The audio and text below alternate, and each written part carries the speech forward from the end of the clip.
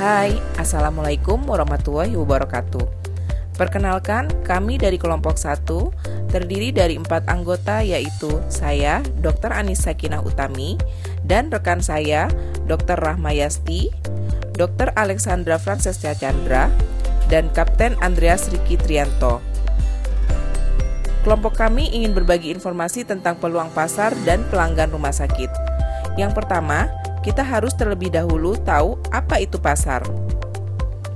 Pasar didefinisikan sebagai orang-orang yang mempunyai kebutuhan dan keinginan untuk puas, uang untuk berbelanja, dan kemauan untuk membelanjakan.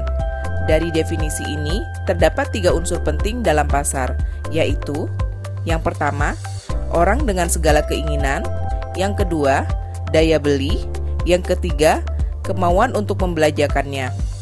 Sehingga, Philip Kotler dan Armstrong mendefinisikan pemasaran sebagai suatu proses sosial dan manajerial yang membuat individu dan kelompok memperoleh apa yang mereka butuhkan lewat pertukaran timbal balik dan nilai dengan orang lain. Lebih mudahnya, pemasaran terdiri dari 5 komponen inti.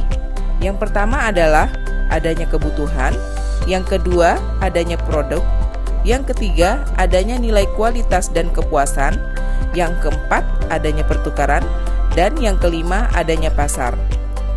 Dengan demikian, jelas terlihat bahwa pemasaran terjadi dalam lingkungan eksternal yang dinamis dan tidak dapat dikendalikan, sehingga diperlukan analisis untuk dapat menghindari ancaman dan memanfaatkan peluang. Inilah analisis peluang pasar. Analisis peluang pasar menjadi penting karena perusahaan perlu pertama mengetahui seberapa besar peluang yang tersedia untuk memasarkan produknya. Yang kedua, menentukan apakah perlu meneruskan kegiatannya atau keluar dari pasar. Yang ketiga, menetapkan nilai yang memuaskan bagi pelanggan. Nah, bagaimana perusahaan bisa menganalisa peluang pasar ini? Yaitu dengan mengidentifikasi peluang pasar. Caranya, yang pertama, memperkirakan dan mengukur besarnya pasar. Hal ini bertujuan untuk mengukur besarnya pasar saat ini dan di masa yang akan datang. Pengukuran bisa dengan cara melihat permintaan pasar secara keseluruhan, memperkecil ruang lingkup sesuai area atau daerah terkait permintaan pasar yang diinginkan, melihat kemungkinan estimasi dan produk yang akan dijual, serta estimasi pangsa pasar dan perkiraan di masa yang akan datang. Kemudian yang kedua, segmentasi pasar. Segmentasi pasar bisa dilakukan dengan berbagai cara, yaitu yang pertama, segmentasi geografi.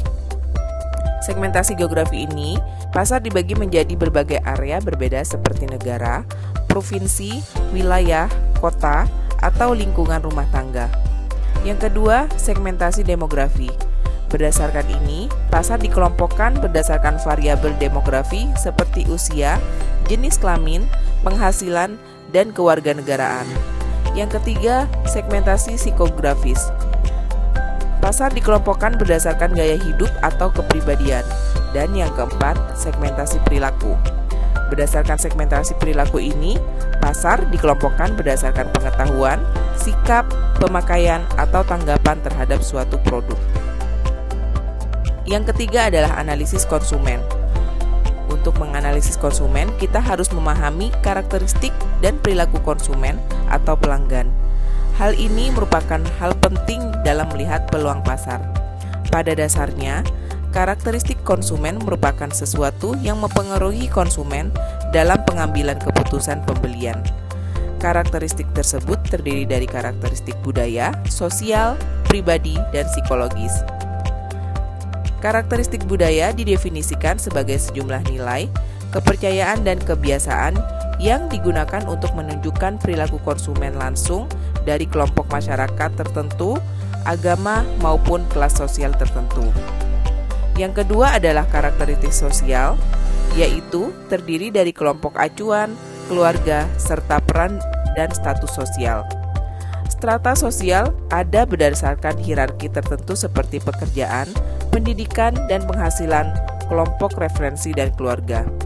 Kemudian, yang ketiga adalah faktor kepribadian. Faktor kepribadian ini merupakan faktor dari dalam diri yang mempengaruhi seseorang dalam mengambil keputusan. Faktor kepribadian yaitu dari usia, tahap siklus hidup, pekerjaan, keadaan ekonomi, gaya hidup, tingkat pendidikan, dan juga tingkat pendapatan. Yang keempat adalah faktor psikologis konsumen. Faktor psikologis konsumen ini merupakan studi tentang motivasi, persepsi, pembelajaran kognisi, dan perilaku pembelian individu di pasar dan penggunaan produk tersebut di rumah. Keempat faktor di atas merupakan karakteristik dari pelanggan yang mempengaruhi perilaku pelanggan.